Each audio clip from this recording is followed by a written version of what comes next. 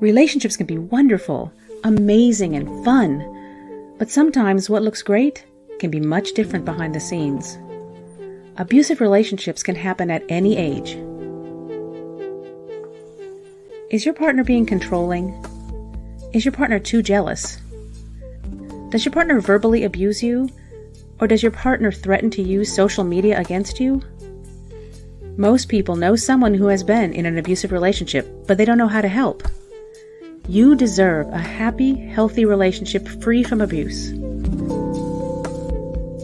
Join us to learn what you can do to help a friend in need, or even yourself. Don't let abuse derail your dreams. For more information, contact the Domestic Violence Coordinating Council or any of the agencies on your screen.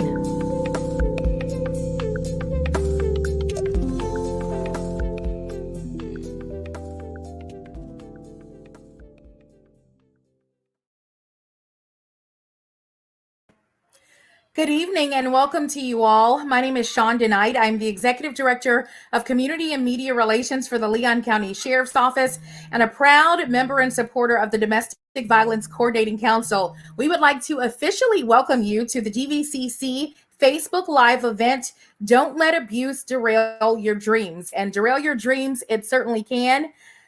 Domestic violence in teen relationships is a very, very real issue.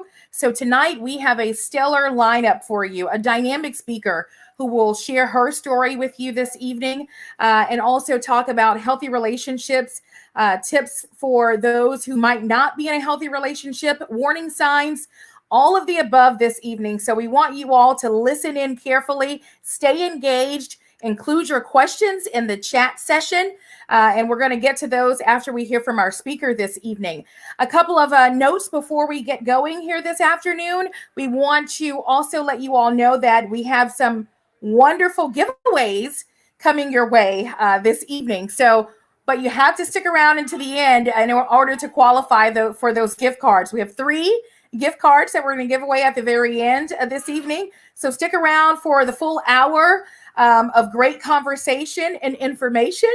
But as we get ready to move ahead, we also want to let all of you know who need service hours. If you are receiving service hours for tonight's event, make sure that at 7:15, you want to wait until 7:15 as we're wrapping up tonight's event to post your information in the chat. So you want to post your name as well as your school so that Kelly O'Rourke is who you're going to direct that chat information to. Kelly O'Rourke, you're going to look for her name, send her the information in the chat so that we can make sure you get credit for attending tonight's event. And we're going to go ahead and get started with tonight's event. And as I said, we have a very, very dynamic lineup for you, and we want you to share your questions as we move forward this evening. I want to start by introducing our phenomenal panelists for tonight's event. Of course, DVCC panelists for the event will be discussing some of the important topics tonight as we move forward. So they are experts in this field and definitely very engaged. So we have a very qualified group of individuals. Maria Folsom, and I ask my panelists to wave exactly as we call your name. Maria Folsom is a victim advocate with the Leon County Sheriff's Office. Emily Hall is a victim advocate with the Tallahassee Police Department. Reeves Herring is with the Refuge House. We also have Sarika Griffin, an FSU victim advocate. Hannah Cronick is with us as well this evening. She is a FAMU victim advocate. Also with us is Michelle Tibbetts McClellan, a TCC victim advocate, and Kelly O'Rourke, who is with the FSU Institute for Family Violence Studies and also the director of DVCC. So these ladies are very well versed on this topic, and they're going to share some wonderful information with you this evening. But before we move on this evening and hear from our wonderful speaker, I do want to invite to give us some opening remarks and an overview of the DVCC and its mission, Kelly O'Rourke. Kelly?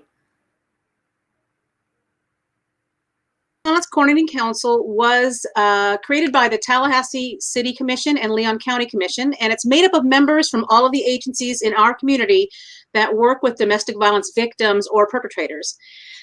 Research shows that the two main ways that you can reduce domestic violence issues in your community, and the first one is a well-coordinated community response. So that's what we do. We all meet every month to make sure that nothing is falling through the gaps, that all of the clients are being served, that we all know each other, I can get a hold of each other quickly, and just to make sure that we have a very well-coordinated service system for any for any survivors, and also for holding perpetrators accountable.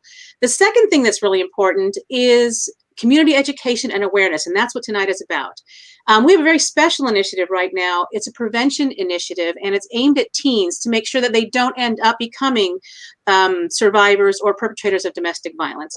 We have a program called the Teen Peer Advisor Program, and what we do is we go out to different groups, whether it's a school group, a student group, a youth group, and we teach the teenagers how to spot the red flags and warning signs of an abusive relationship.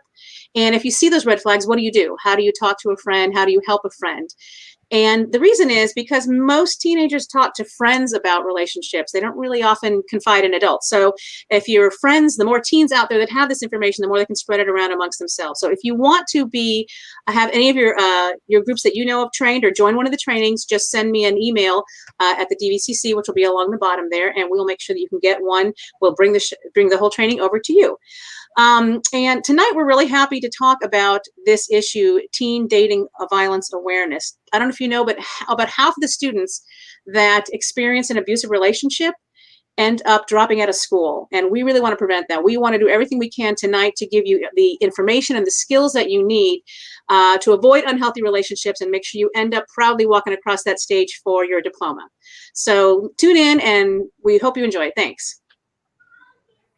Thank you so much, Kelly. Great information. And for those of you out there who have attended a Gvcc teen rally, you know exactly what Kelly said about the spirited event it is, but also very informative, talking about those warning signs, which is really important because sometimes we can overlook those, but we want to definitely make sure we're in tune. So thank you again, Kelly, for that information. And it is time now for us to hear from our speaker this evening. Our survivor speaker tonight is Alicia Armstrong. Alicia was in an abusive dating relationship in her mid-20s. She will share her story on how she went from wishing things were different with her abuser to taking control of her life and achieving her dreams. She's now a therapist and teaches part-time, and she's got a cute little furry friend by her side this evening. Alicia? Hi, thank you. My name is Alicia, and this is my dog, Harper Lee. Harper is vital to my story, so she likes to come to all of my speaking events, and we just happen to be here on Zoom tonight, so kind of awkwardly sitting on the floor with her, but she'll, I'm sure, start snoring here soon. She is almost 10. She'll be 10 in April. So she is definitely part of my story, and I wanted her to be here so you can put a face with the name, so to speak. First of all, thank you for inviting us to speak tonight. We're very honored to be here. And I know our topic is teen and young adult dating violence. So I'm going to share my story of how this topic in particular impacted my life when I was in about my mid-20s, that the relationship you'll hear about over the next few minutes occurred. So I wasn't too much older than some of you, I imagine, that are tuning in tonight or will see this. And I met this guy, I was in my mid-20s, I was in college at FSU, and he ended up being the first guy that I actually dated in a relationship context. So I didn't have a whole lot of experience with relationships, much less healthy relationships. And I'd always kind of focused on school rather than dating. And at the point in my life that I met him, I kind of felt behind compared to my friends as far as relationships, boyfriends, etc. are concerned. So meeting him was kind of a big deal to me, and having him be my first relationship. So I was really excited to have his attention and to have his company. And it ended up being much more than what I bargained for going into it. What I thought was going to be more of a casual dating situation turned into much more than that pretty quickly. And so I'm going to go through tonight and just kind of hit the high points of our relationship, which lasted just over a year, and the things that I did to take the steps after I left that relationship, not to derail my dreams and to still get to the point where I am in life, and where Harper is. Like I said, she's part of the story. So listen and you will hear.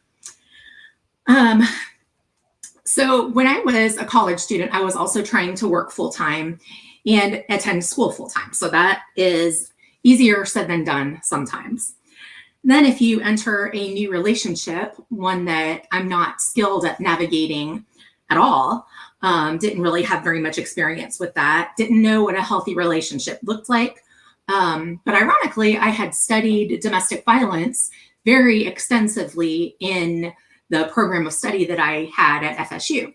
So you would think that I had a good handle on the dynamics, the warning signs, the red flags, etc. And that is what I thought. However, my story ended up being one where even though I knew the things to look for in theory, it's very, very different sometimes when you are involved in a relationship that contains components of abuse. The components don't get to the very worst that they will be overnight. Excuse me, it's kind of a slow progression. Slowly creeps in, and then from my personal story, when I realized it, I was in fairly deep, and wasn't quite sure how to navigate out of that situation and keep moving forward in life. So I met this guy through a mutual friend, where I was actually interning with an agency at the time, and this person happened to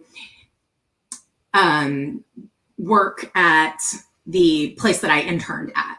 She knew that I was single, happened to have a friend who was her brother's best friend, who thought it would just be perfect for me to meet, and helped us exchange and connect on social media and exchange information.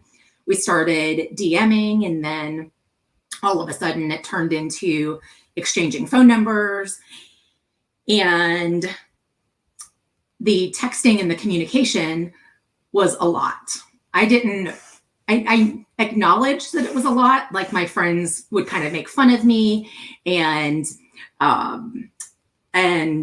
just kind of poke fun that it seemed like I was always on my phone and who was I talking to, etc. So I knew that it was an abundance of communication, but I really, really liked the attention. And again, I didn't have a whole lot to compare it to. So I remember when we first started texting a lot, it was over Thanksgiving break. So I wasn't working. I was out of town, actually. I was able to have more time away from school, so I had more time to devote to texting him. And I didn't really mind that much, although I wish now that I had been more present in the moment, spending the holidays with my college friend, roommate, and her family. But I just went ahead and saw how persistent he was, how insistent he is or was in texting, and how I felt almost a compulsion to respond to him right away. Because I noticed when I didn't, he would question me about, what was I doing? Why couldn't I respond right away? And remember, if you're looking at this in context, we hadn't even met in person yet. So these are little things that I chose to, I don't know if I didn't acknowledge them at the time or if I just chose to kind of ignore them and move on. Regardless, that's kind of a warning sign and a red flag that you would want to look at pretty closely, especially that early on in your relationship, but really at any point in time. So fast forward to a couple weeks later, our first official date, and we had gone out and were partying, and he told me that he loved me. And that was our first date. We had probably been talking maybe for 3 or 4 weeks at that point. And it caught me off guard because I wasn't quite sure what to say. Do I just not say anything? Do I just say thank you? Do I ignore it and change the subject? But I chose to say that I loved him also. So here we are, first date, maybe a month into things of even knowing each other. And already we have the I love you. So that kind of tugged at my heartstrings and roped me in a little bit. So if you look at it in hindsight, that was also something that would be a red flag or a warning sign in many relationships. And then within a month, he was spending a lot more time at my house. He would say things like, I really love you, so I just want to spend as much time together as we can. Again, there was that nagging, persistent thought in the back of my head that something just isn't right. And I thought he would change.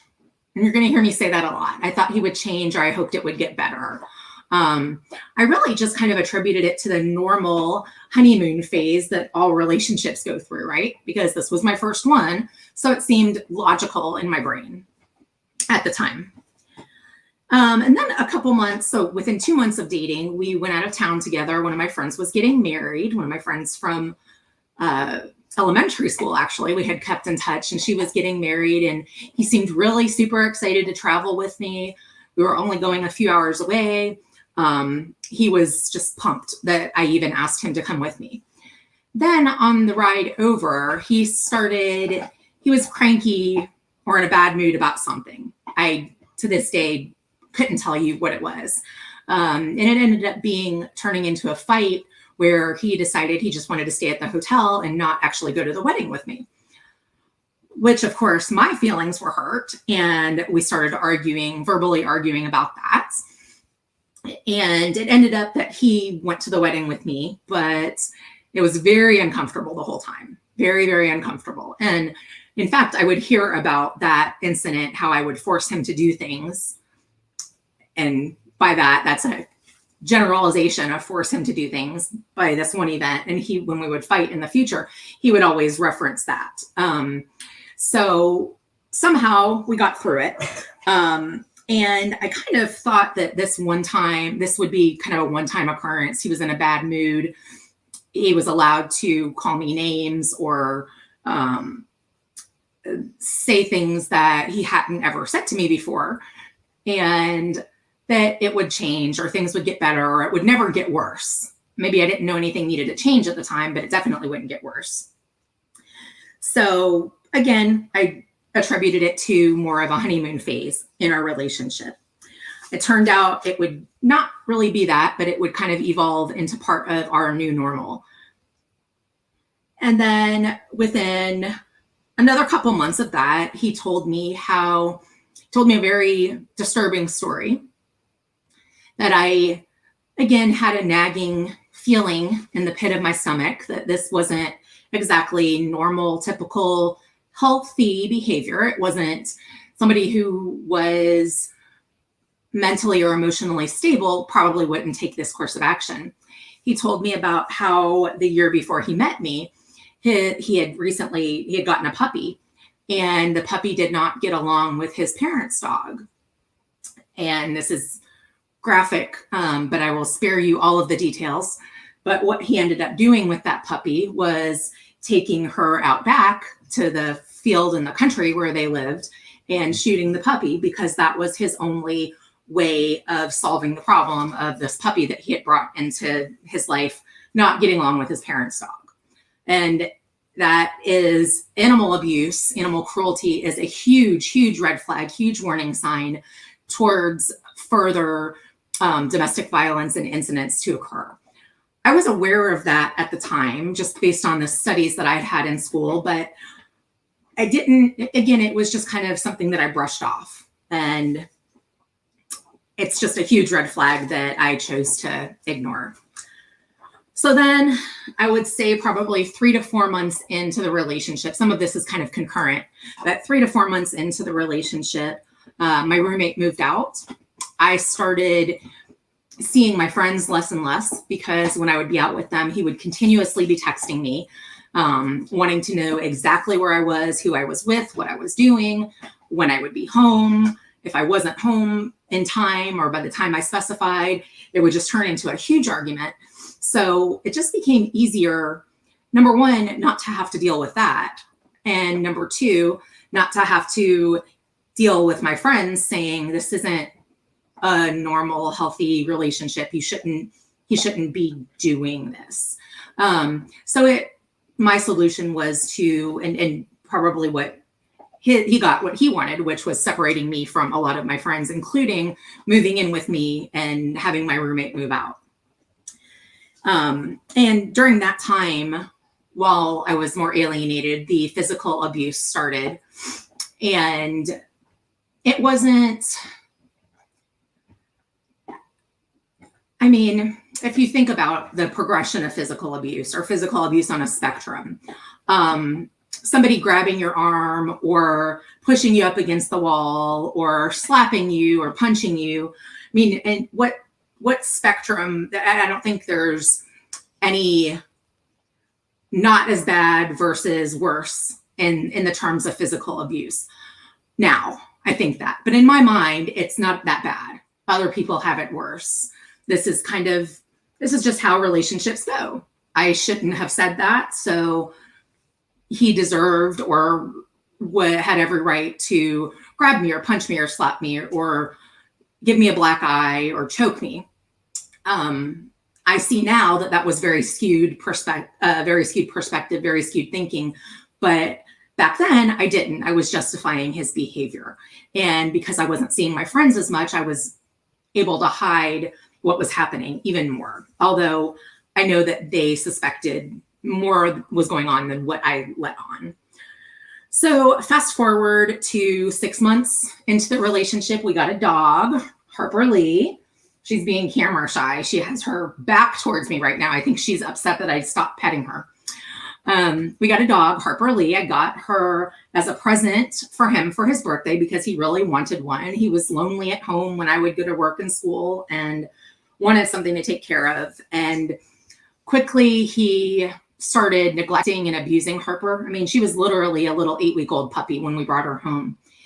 And I was not there so much of the time that I didn't really see what was going on at first. And then by the time I did, it just, I felt like we were both in too deep at that time.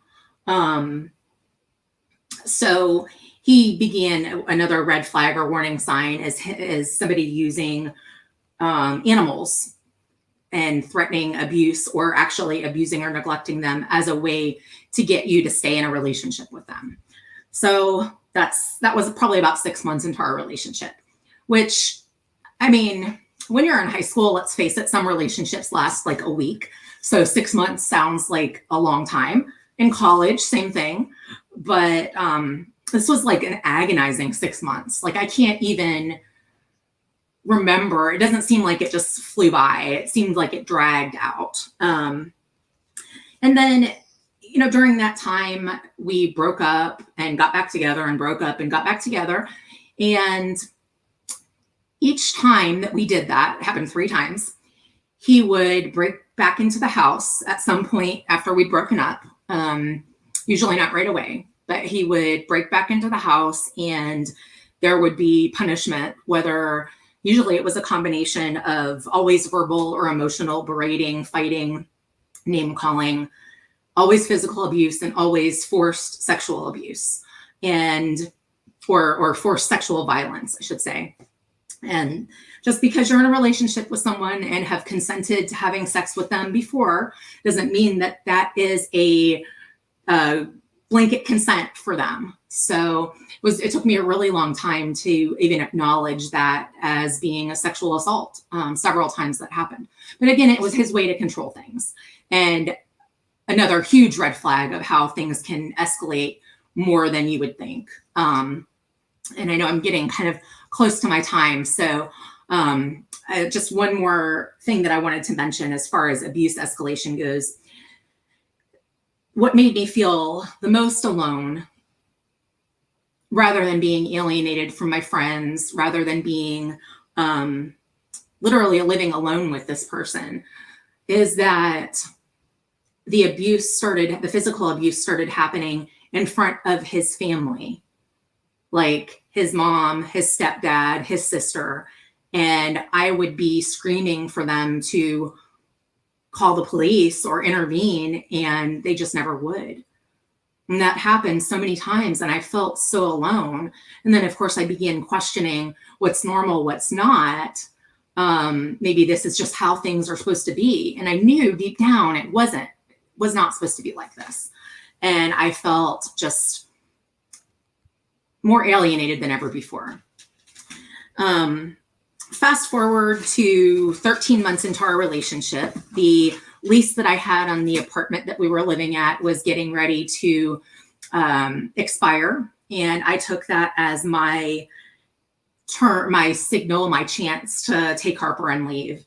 We ended up having a huge blow up fight December of the year after we started dating. So 13 months in, and we were up all night. My eyes and my face were just a mess from being punched. He had strangled me several times to the point of passing out. Bruises aren't always visible right at first, but it definitely hurts a lot, whether or not you can see the bruises. And I ended up, that night, he ended up being physically abusive towards Harper in front of me. And I knew at that point that I could not and would not allow her to be in this situation. She was an innocent dog that did not deserve to be, nobody deserves to be treated like that. But definitely she didn't ask for it. She didn't choose to be there.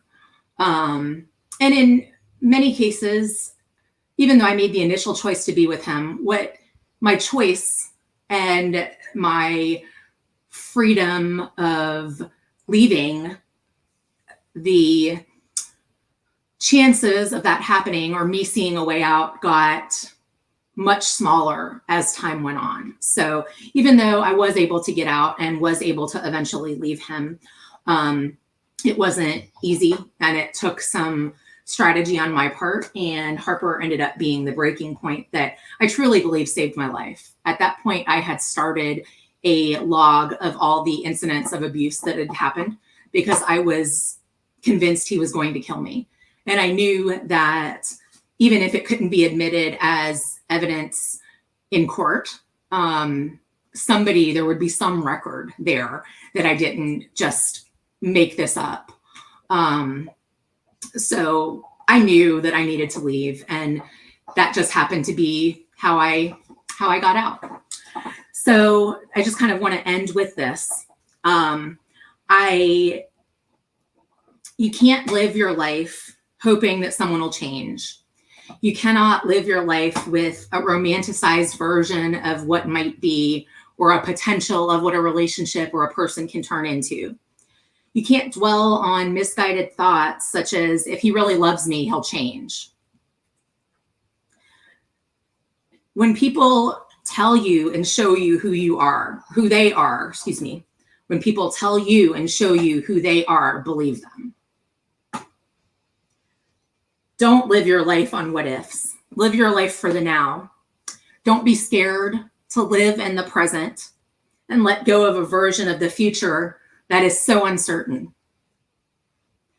Don't let abuse or somebody that is abusive towards you derail your dreams.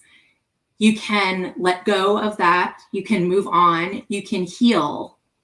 And I guarantee you, healing or leaving at the beginning or healing the emotional and physical wounds that happen is something that can be overcome in your life.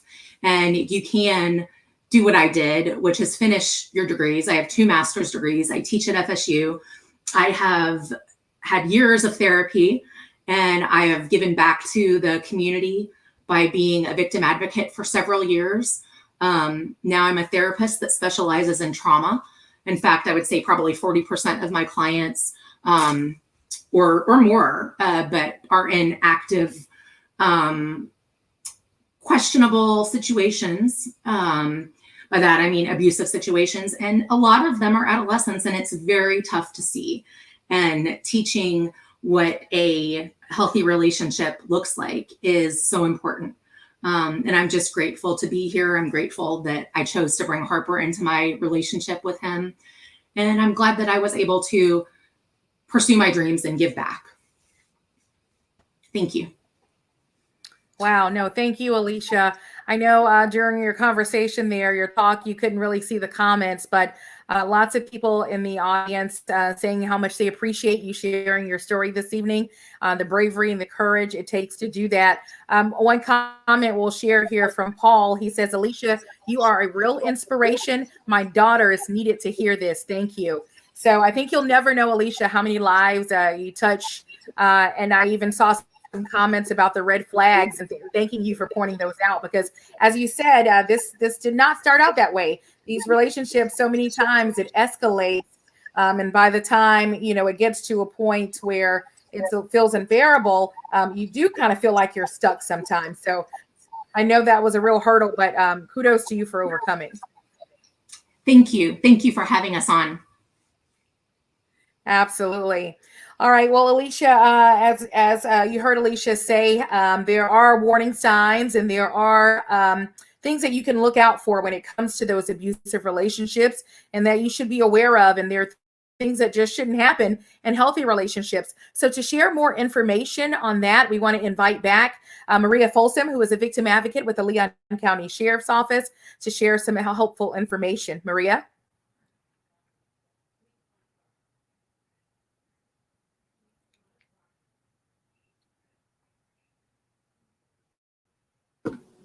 How's this? There you go. Okay. Thank you, Shonda. This always happens to me every time. Thank you, Alicia, for your story. Thank you for sharing, and thank all of you for showing up. I know this is a difficult topic, but the more we talk, the more likely we're going to be able to help somebody. And what we're trying to do is we're looking to help the person who hasn't started dating yet. Some people who are new to the idea have no idea what to expect, what's okay, what's not okay. And I'm hoping after tonight, you'll have a better understanding. We're also hoping to help the friends who are worried, or loved ones who are worried for somebody and don't know what to do. We're hoping after tonight you will. We also want to talk to those who are in a situation and you don't know what options you have. And we're going to leave you with some resources. There are people who want to help you, and we want you to be protected. And then finally, we do want to reach out to those who don't realize are doing the harm. And maybe after tonight, you realize that some of the behavior you've done has hurt somebody, and then you make those changes. So it's really important that the more we talk, the better it becomes, the more it's open, and then the changes will occur. So the first topic I want to go over is, what are the parts of a healthy relationship? I think it's valuable to understand what that means before we go into the other parts of it. And the first part to think about is mutual respect. Now look, every relationship is going to be different, and that's okay. What's within one boundary that's acceptable in one couple may not be okay in another couple, and that's all right. But as long as there's mutual respect between each other, you've heard the term, we agree to disagree. So that means sometimes in a relationship, you're not going to agree on every single topic. Well, how do you handle that? Are you going to put somebody down? Are you going to try to change their mind because you think you're right and they're wrong, or vice versa? That's not a healthy part to a relationship. Mutually respecting each other's opinions and thoughts is really important. Also, trust. Yeah, if you don't have trust in a relationship, you're not going to have a great one. There's no way around that. Now, look, you may have experienced some pain. Somebody might have lied. Somebody might have cheated on you. And that's hard to trust again. And we completely understand. If you're going into a new relationship, though, and you're going to pull up your past experiences with somebody completely different, it's really unfair to put those same feelings and thoughts to this new person who hasn't done anything to you. So if you can't trust fully yet, maybe don't date just yet. You still need to work on you a little bit more, because you need trust. The other thing I like to bring up are, before you dated somebody, you had your own personal interest, your own personal hobbies. And you know what? It's okay to have those to yourself still. You don't have to do everything together. It's not a 24/7 thing. Your hobbies are your hobbies. Do separate things. Hang out separately on occasion and hang out together. You can share your friends. You can have your own friends. There's nothing wrong for having separate interests. It's actually a good thing. And then the last part of a healthy relationship And you will hear this when they ask couples who've been married like for 50 years or more, what is it? What kept you together? And most people will say communication. You have to be able to talk to one another. The good stuff, but the bad stuff too. When somebody does something you don't like, you need to be able to tell them that. That's how you'll learn your boundaries. Otherwise, we don't know. And it's not really fair to just go in blindly, but you've got to communicate. And it's what you do with the communication that makes the difference for your relationship. So I hope that made sense on what are some points. That's not all of them, but those are some major points you should have. It's a baseline to start with. So let's talk a little bit more on what to look for, what's a little bit more dangerous, and some of the behaviors we think are red flags. The first thing I like to bring up is invasion of privacy. And this could be a low-level one because there might have been something done innocently. For instance, if somebody opened up your mail and you didn't like it, you need to be able to tell them that. That person may have grown up in a family where you can just open up whatever. They just had no boundaries whatsoever and they didn't see it as a problem. You're allowed to tell them, no, I don't like that. You know, this is my mail. Please don't open it. And they may get offended initially because they didn't grow up around it. But how they handle that is really what makes the difference. So if they respect, like we talked about, your boundary and change their behaviors, that's great. But let's look at if they continue doing this. You've already asked them to please don't open my mail or my private things without my permission, and they continue doing it. That's a problem. You need to look into that. They're not respecting you whatsoever. You've communicated and they're not following what you feel is important to you. Let's talk about jealousy. Jealousy is normal. It's based on people's insecurities, and when you're younger and everything's new, you're full of emotions. It's just going to happen. But you need to talk to that person. You need to make sure to say, hey, you know, I have friends that I've had before you that I'm going to continue having. I trust that you're going to have your friends that you've had before. And that's fine. But let's give an example. Let's say you had a class with somebody and you guys are leaving and you have to work on a project together, and your boyfriend or girlfriend sees you with this person and gets extremely upset because they're jealous. And you talk to them about it, but they're not able to handle it still. You know, you have to have a life. You're going to be able to be around other people and talk to people. If it gets excessive, you need to watch out for that, because as Alicia had talked about, it's progressive. So let's take that storyline. So let's just say you walk out of class and you're talking to John because you guys have a project for school, and your boyfriend or girlfriend's really upset about that. And you said, hey, listen, this is my school. I've got to meet with John. We have to meet up to get this project done. And it still becomes a problem. The next part of it that you need to look out for is they may start accusing you. If they start saying, well, you're doing this, you're trying to cheat, you're doing inappropriate things with John, that's a huge issue. And if you can see it just slowly progress, and what's happened is you have your initial boundary that you set, and they keep pushing it and keep pushing it. And it's going to continue. It's very progressive. And that's why every warning sign, you need to pay attention to it. Listen to your instincts. Talk to your friends if you've got concerns. You know, people love you. They want you to be safe and they want you to be healthy. So the ones around you are going to say, yeah, I'm a little worried about some of the things I'm seeing. But let's say it continues. He falsely accused you. It's false. And he's getting angry and angry, but you're still going to go out and study with John because you've got a project for school. So the next thing, this is how it can progress. They can get into vandalizing or breaking your property. So he hasn't touched you, but he's breaking things all around you. And this is where they may hurt the pets and everything. They're trying to intimidate you. So they verbalize, I don't want you hanging out with this person. You've expressed, I have to, it's for school. You can trust me. I haven't done anything wrong. And now they're going to try to convince you by threats or intimidation. So these are patterns that red flag. So it may start off low level. Make sure you're able to communicate, like set your boundaries, keep your boundaries, but watch out. If you stay and you allow them to push the boundaries, it can progress even worse. So after physical damage is done, you vandalized, you hurt your property, if that didn't work, what do you think the next step is? Potentially it's going to be physical abuse. It's going to be on you, or put your hands on you. And let me tell you, it is never okay for somebody to put their hands on you, ever. That's past a red flag. That's a color that's indescribable. The minute they touch you and grab you, all respect went out the window, and you're in a dangerous situation. And let's talk about the different types of abuses that may come about. They can come in different forms. It's not all physical. So there's a saying, before you can get beat up, you got to get beat down by verbal abuse, emotional abuse. If you've got somebody who's putting you down, if you got somebody who's ridiculing you, especially in front of people who are trying to convince you that you're wrong, you're messed up, like that's verbal abuse, and they're setting you up. You do not need to put up with that. You need to stop that right away, actually, and you need to protect yourself.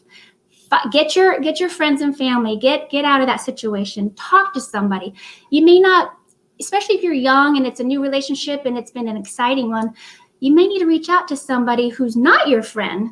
You can call somebody at the school or 211 or refuge house and just process these feelings and thoughts and think, is this okay? I'm feeling a little worried, and talk it out, process it out. So you got the verbal abuse that can happen. There's physical abuse that can happen. There's also sexual abuse. Nobody should force you to have sex anytime, even if you had sex one time before.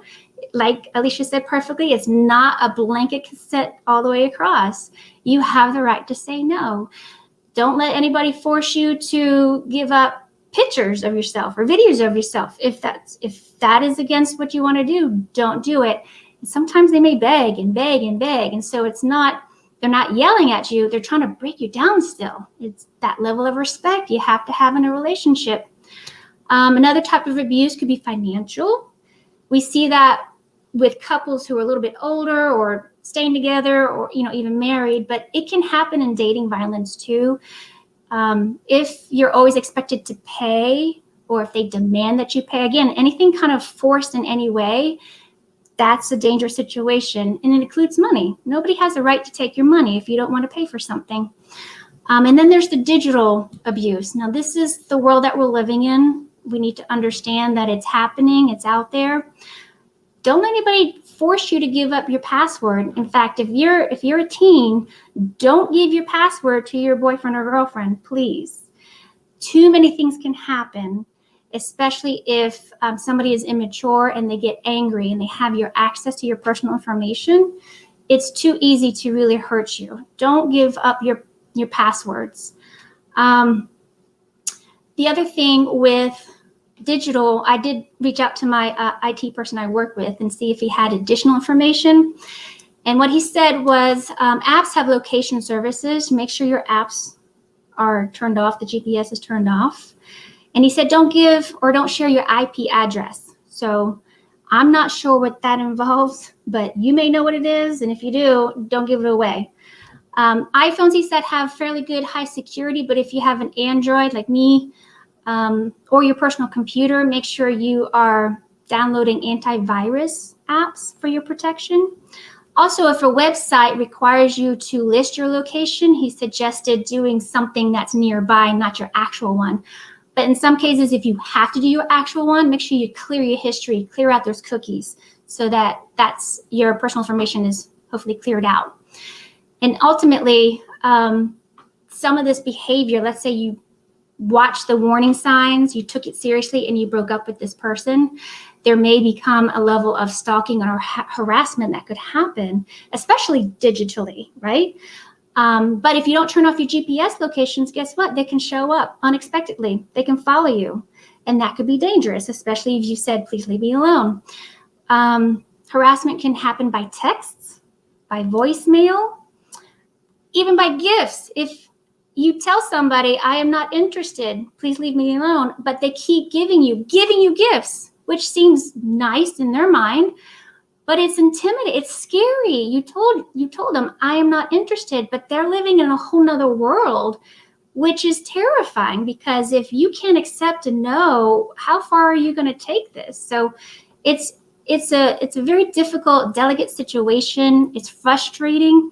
So one way I like to prepare you is to protect yourself. Now listen, the criminal justice system is set up to have you are innocent until proven guilty, which is great. However, what that means, it's the victim's responsibility then to collect all of this evidence. So it is very frustrating when you're being harassed or if you're being stalked to be the one to put all this effort in. But I tell people, document, document, document. Don't erase anything. Don't delete everything. Print it out or create a separate email specifically for it. Keep all your records. It's really important because your options could be going to law enforcement and making a report of stalking or harassment. It is an option for you. And when you make that report, you have the evidence because you saved it. And if it gets investigated, you give it to the detective. And if they can prove a crime was committed, something could be done then. But you need evidence. And that's where it can be very difficult. Also, if it's starting the pattern and you're starting to get really scared for your safety, there's the restraining order and the injunctions. They have one specifically for stalking. There are requirements, and you're welcome to look up online. The statutes for all the different injunctions are listed of what the judges will need to look for. It's good to look it up so you have an understanding, but it is an option. These are just a few things, and I want to end this with talking to the friends and loved ones.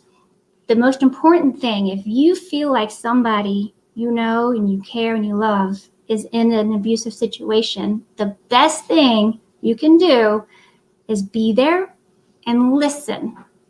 You're going to want to tell them what to do. And I want to tell you, please don't do that. Because imagine if they're already in an abusive situation, the abuser is telling them, because there's power and control, they're telling them what to do all the time. You're coming from a place of love, but telling them what to do is not going to help. What will help is being there, not being judgmental, listening, just love them. You can express your concern. That's not telling them what to do. You can say, I'm scared for you. I'm scared she's going to hurt you. I'm scared he's going to hurt you. And then you can ask, what can I do for you? How can I help you? That's what you can do as a friend, to let them know you really are there. And if you're in an abusive situation, find your support system. Don't do this alone. There are people who love you, who will be there for you. Find your group, find your people, reach out. And if you're a teen, find those adults that can help you through the process, because it is intimidating. But we're here for you. You're not alone. And that's what I wanted to share. Wow. Thank you so much, Maria. So much great information. And hopefully everyone out there was taking notes. Thank you again. Very insightful. And we do want to now go to the rest of our panelists with some questions. And so first up, we're going to have a question for Emily. And Emily, this might seem kind of obvious, but I think for a lot of folks, this is a listening question. So our first question is, why would someone be abusive to start with? What are some of the reasons behind that? Yeah, so my name's Emily. I'm a victim advocate with Tallahassee Police Department. So domestic violence stems from a desire to gain and maintain power and control. We've talked about that. So abusive people believe that they have the right to control and restrict their partner's lives, often either because they believe their own feelings and needs should be the priority in the relationship, or because they enjoy exerting the power and control that the abuse gives them. And abuse is also a learned behavior. So abuse can be learned by witnessing it in your own family. They could have seen it growing up, and that's just how, they communicate with others is physically. They can learn it from friends, or they can learn it from the culture around us. But no matter where they develop these behaviors, these abusive acts are a choice, and they can also make a choice not to do them. Absolutely. They can control those actions. So very, very important. Thank you so much, Emily.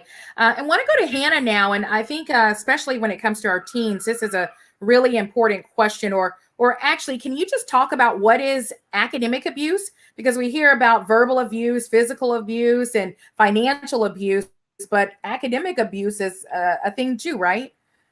Yeah, so for students, academic abuse is way more common than financial or even some of the other ones that we mentioned. So when we think of academic abuse, this is the abusive partner or partners interfering with your academics. So this could be things like messing with your alarm clock so that you're always late for class, hiding your textbooks. You write a paper, save it on your laptop, like take a 5-minute break to go get water, come back, your entire paper's been deleted, or your physical project has been destroyed. Because for our students, if you can control someone's academic environment, you can pretty much control their entire world. If someone is on scholarship and their grades go down, right, they're losing the ability to engage in school, and it makes them more dependent on the abuser. When we're talking about things like housing, and again, for students, part of especially for our college students, university being your entire world means there's also this whole separate group of processes, and that's why we have campus victim advocates on here. But yeah, so it seems kind of common sense, but academic abuse is abuse that interferes with your academics to exert power and control. Yeah, very important to point that out because, it is definitely one of those red flags to look out for. I want to go to Reeves now, and this is I think a very good question for some teens out there. Is it abusive for my partner to demand that I'm out? I believe you're still on mute there, Reeves. Sorry. So getting back to what Emily said, all abusive relationships kind of go around power and control, and we actually go off of what's called a power and control wheel. For LGBTQI plus relationships, there are additional factors, and one of the biggest ones is a partner threatening to out you. The operative word in this question would be demands. Now, it's not necessarily the threat, but being ordered or demanded around can be a sign of verbal abuse. Deciding when to come out can be very important and completely up to the individual, when or if or who they want to come out to. And sometimes, and the person surviving will know better than anybody else that it can be dangerous sometimes, which is why you see it used in abusive relationships as a threat, because it can be used to isolate and what it would cost the survivor. I would consider it a red flag if they are demanding it and would take it into consideration about the relationship. Very, very good advice. Thank you so much, Reeves.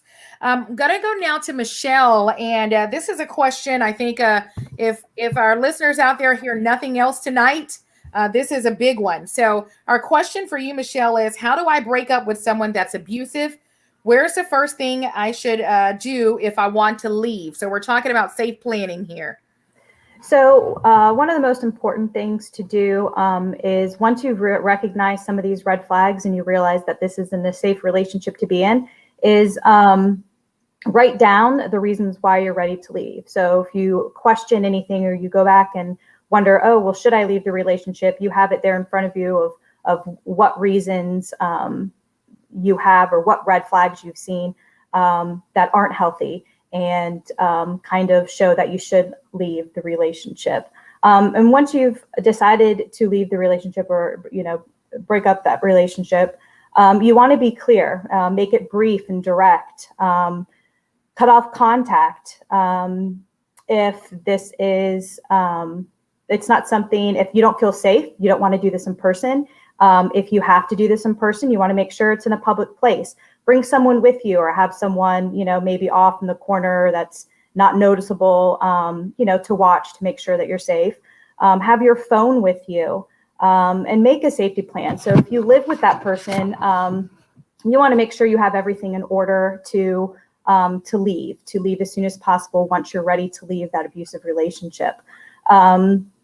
You want to, if you have a safe place to go, then you want to have things ready to go for that person. Tell a friend, a family member, a trusted person, whether that's the person you're going to go stay with or a family member, so that they're aware of what's going on. If you don't have a place to go, there is some local shelters. The Refuge House is a great resource to call. They have a 24-hour crisis line. They have shelter available for the most part, and those are questions you can ask if you contact the Refuge House. Keep some cash on you, a copy of your credit cards, driver's license, important things that you have in the house that you may not be able to return to. Leave them with a trusted person. And store the phone number of your local women's shelter in a safe place in your car, on your phone, but under like an unidentifiable name. So you have that ready and available to you. Once you've left that toxic relationship, cut them off emotionally, physically, and digitally, especially. Block them, unfriend them, unfollow them, untag them from your phone and your social media.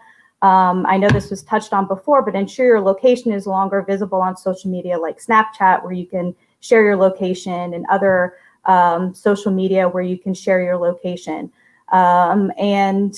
If you were sharing your location with them through a different app, make sure that that's turned off. Delete text, delete emails, and make sure that there's no further contact. So you're not opening a door of inviting that abusive relationship back in. And have someone there to support you emotionally, whether that is a trusted friend, family member, a victim advocate, or a mental health professional, because you'll want to be able to talk through these things with someone.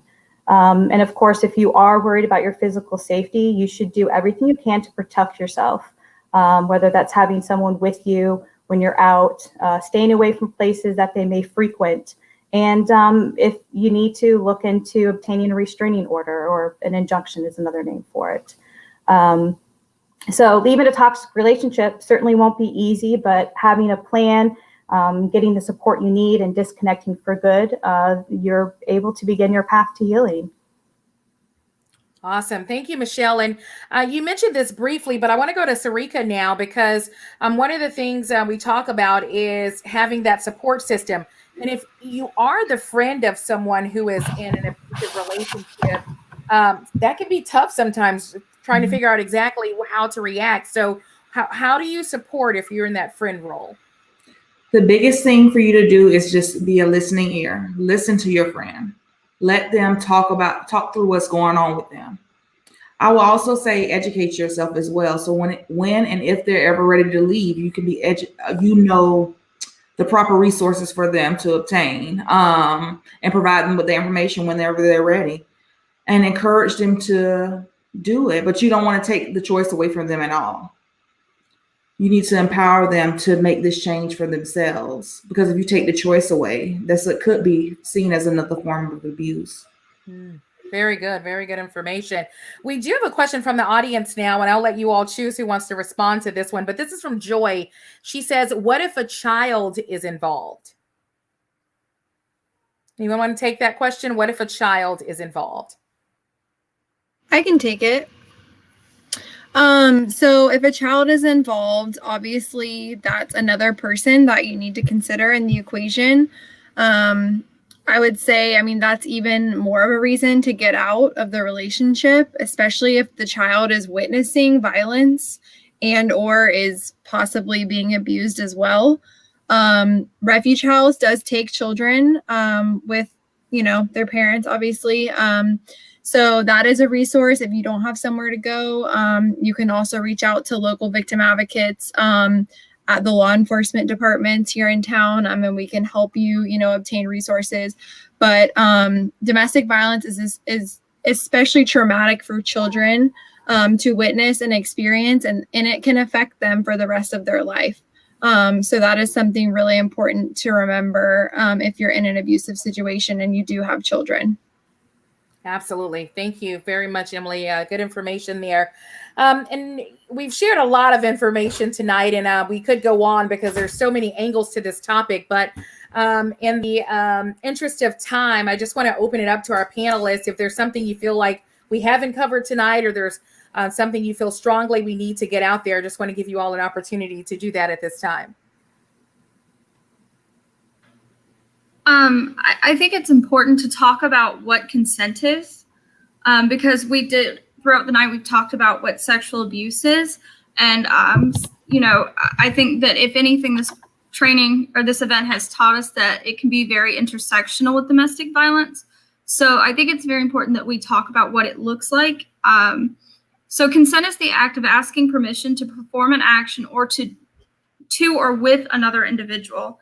There are certain things that make consent. So consent should be very clear, enthusiastic, and voluntary. Consent is not coercion or pressure. Consent is not if we have to or I guess, and it is definitely not maybe. Consent cannot be given while incapacitated, so drugs and alcohol do not allow for consent. A good way to ask for consent is with open communication, such as may I kiss you, and can be as much as do you want me to stop. When you are asking these questions, do make sure that you are watching your tone of voice, because there's a huge difference between do you want me to stop and do you want me to stop? You know, so if you're coming across as angry or that there are going to be consequences, that can lead to coercion. That's not consent. Refuge House offers sexual and domestic violence services, such as a 24-hour confidential helpline, counseling. We have a whole sexual violence program that offers forensics exams, as well as advocates to assist and empower you in any decision that you decide to make about your journey. So we do prevention work as well, and have staff that does outreach within the schools as well. And our crisis line number is shown on the screen. All right, thank you for that. And Hannah, can you elaborate a little bit more on those resources available within the schools? Yeah, so I think something that students don't always realize, again, talking mainly about our college and university students, is the amount of resources you have on your campuses. We have counseling centers on campus. We have like health and wellness centers on campus. So they're not doing like the full forensic exams like Refuge House is, but they can still, you know, offer follow-ups, looking for, you know, STIs, emergency contraception. And then I think probably most importantly, both for our K through 12 and our college and university students, is the big giant federal policy that is Title IX, which protects you from sex discrimination on campus. And that covers dating violence, domestic violence, stalking, sexual violence. And so if you're experiencing any of those things, your school actually has the obligation to investigate, and whether you decide to go all the way forward with a report or not, to try and keep you safe. And so I think that sometimes people think their only option is like immediately call 911, call, you know, go through the whole thing, like press charges, go to court. And it's, especially for our college students, we have this whole other system that can exist alongside those or as its own thing. Like you can do civil, you can do criminal, you can do campus, or any combination of the three. Yeah, I think that's a really good point, because for victims who want to get out, sometimes that process can feel overwhelming, you know, navigating through that system. But the message is there is help. There are people available to walk you every step of the way out of that abusive relationship. So very good information, ladies. Any other final thoughts from our panelists tonight?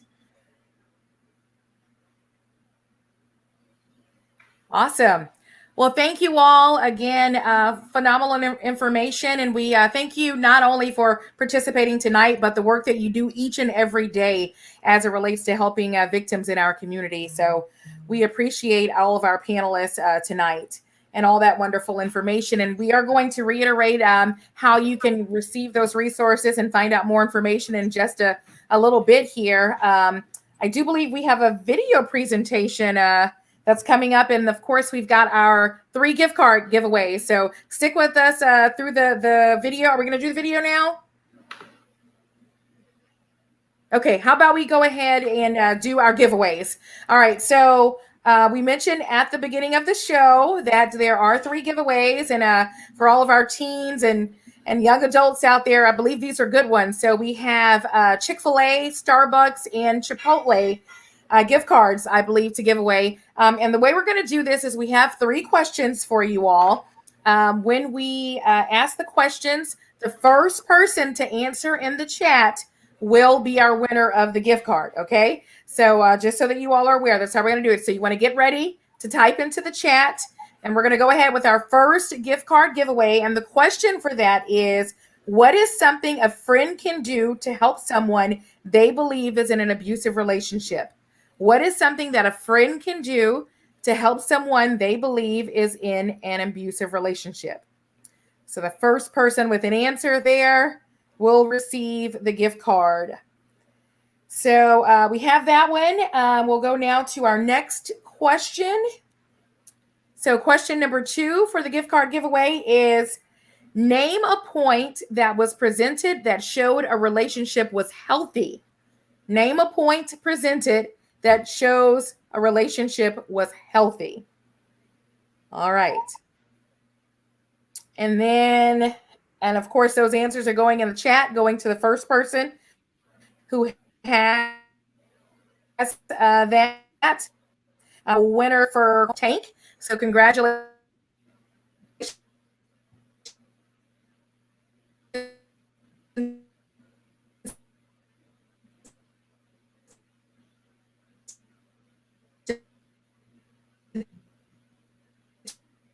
Tank.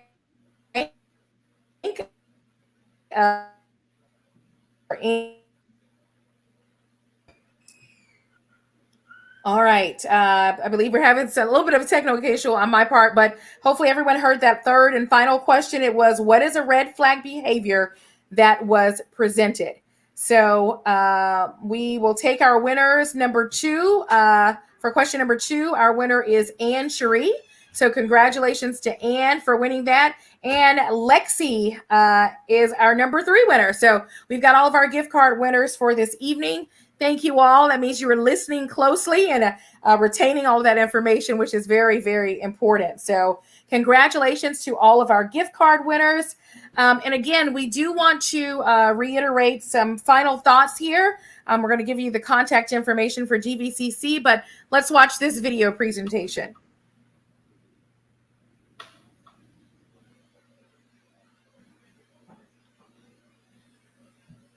Okay. All right. I think we're going to move ahead now to that contact information for Gvcc. Of course, it is dvcctally@gmail.com is the email address for anyone who wants to reach out via email.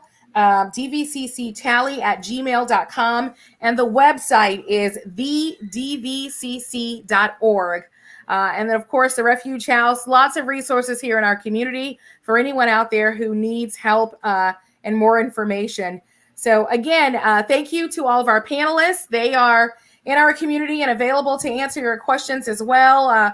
All of our law enforcement agencies and Refuge House, we appreciate everyone for tuning in tonight. And again, this is an ongoing education process, so we will be coming to you with more. So make sure you are plugged into all of our social media channels, keeping an eye out for all of those activities coming up. We thank you all again for joining us. Thank you again to our panelists. All right, good night, everyone. We have learned their identities, but tonight investigators continue to search for answers as to why. It's Manny Mania. The devastating impacts of domestic violence often leads us to an awkward silence. The embarrassment to ride off in an ambulance. Instead, you walk around with physical evidence.